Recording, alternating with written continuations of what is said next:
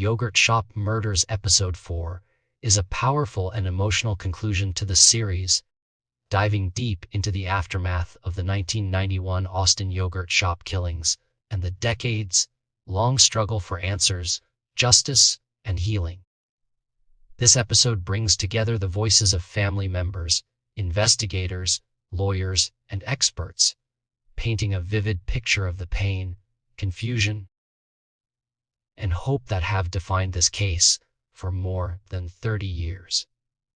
If you're searching for a full recap and ending explained, you're in the right place. Let's break down every twist, every revelation, and every moment that makes Episode 4 unforgettable. The episode opens with Rob recounting his time in Travis County Jail, writing letters to Claire and reflecting on how time stretches and warps behind bars. He describes reading the entire Dune series, listening to NPR and BBC News, and using his incarceration to grow as a person. Rob's letters reveal the isolation and introspection that come with years spent in jail, and the episode uses his words to set the tone for the personal journeys that follow. The narrative quickly shifts to the legal bombshell that changed everything: the overturning of the convictions of Michael Scott and Robert Springsteen. Rob describes the moment he received the news, standing at his cell door as an officer handed him a letter from the Court of Criminal Appeals. The court ruled that their Sixth Amendment right to confront their accusers had been violated, specifically because statements from one defendant were used against the other without cross-examination. This decision, influenced by a Supreme Court ruling, led to both men being released on bond and the case being sent back for retrial. The episode then explores the impact of new DNA technology on the case. The state hoped that YSTR testing, which isolates male DNA, would finally provide the evidence needed for a conviction. But the results were shocking. A full YSTR profile was found in Amy Ayers, and it didn't match any of the 4 original defendants or anyone else tested, including firefighters, law enforcement, and family members. This revelation cast doubt on the entire prosecution theory, suggesting that someone else may have been involved or that the evidence was contaminated. The families and investigators grapple with the implications, questioning whether justice will ever be served. As the legal process unfolds, the episode highlights the emotional toll on the victims' families. The case is dismissed without prejudice, meaning it could be retried if new evidence emerges. But for now, there is no resolution. Family members express frustration and heartbreak, feeling that the system has failed them and that the real killer may still be out there. The pain of losing a child is compounded by the uncertainty and public scrutiny that have followed them for decades. The episode also delves into the psychological aspects of false confessions and coerced interrogations.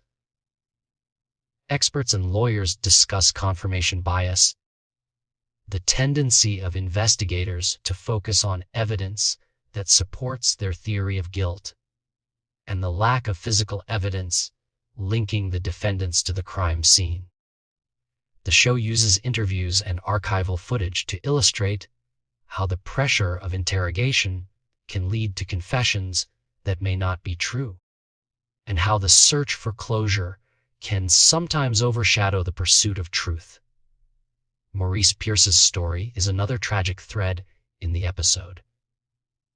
Once considered a prime suspect, Maurice lived with PTSD and a deep mistrust of police, ultimately dying in a violent encounter with law enforcement years later. His death is seen by some as a consequence of the trauma and suspicion that followed him after the murders, and his family's pain is palpable. The episode brings viewers into the homes and lives of the families, showing how the loss of their daughters continues to shape their daily existence. Sonora, now a therapist, reflects on how her sister's murder influenced her career and her approach to healing. The families gather for rituals and memorials, digging up time capsules and sharing memories, trying to find comfort and connection in the face of unimaginable loss. Throughout the episode, the detectives and experts discuss the challenges of solving cold cases, especially as technology evolves. Detective Dan Jackson explains the complexities of DNA testing, the limitations of evidence, and the hope that new breakthroughs might one day provide answers. The families and investigators remain committed to finding the truth, even as the years pass and the pain endures. The episode ends with a poignant reflection on memory, trauma, and the search for closure.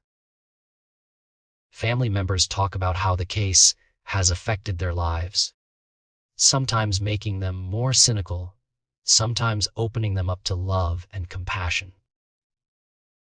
The show emphasizes the importance of telling the story, sharing the pain, and supporting each other through grief. The final scenes are bittersweet, with families and investigators expressing hope that technology and perseverance will eventually solve the case, but acknowledging that justice and healing are elusive. The Yogurt Shop Murders Episode 4 is a masterful blend of investigative journalism, personal testimony, and psychological insight. The writing is sharp, the interviews are raw and honest, and the story is as heartbreaking as it is compelling. Fans of true crime will find plenty to ponder in this episode, from the legal twists to the emotional journeys of the families and the ongoing search for answers. As the series concludes, viewers are left with lingering questions.